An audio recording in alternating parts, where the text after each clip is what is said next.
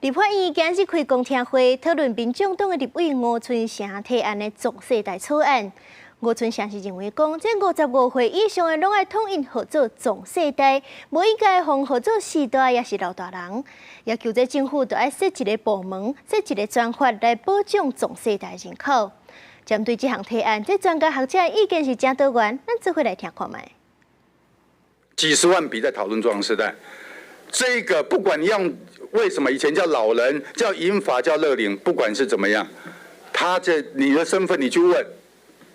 你用去，大家都是已经被污名化的，没有人愿意承认这些事情。壮世代就是赋予他的新身份。台湾明年会进入超高龄社会，民众党立委吴春成建议要消除对老人的歧视，应该爱对改名来做起。伊提出55岁以上应该改号做壮世代，而且要求政府应该设一个壮世代的专法。不过，就学者认为，若是55岁以上拢叫做壮世代，安尼80岁、90岁敢嘛是壮世代？批评这种称呼意义不明。学者嘛认为，老人这个词无歧视的意思，嘛无需要设一个壮世代的专法。壮世代它是一个很华丽的词藻，但是它就是掩盖了，试图要去掩盖，或者试图让我们老人这个需求被看不见。那这是不应该发展的方向，因为世界各国都是有老人福利法或者老人权益保障法类似的法案，所以我们不应该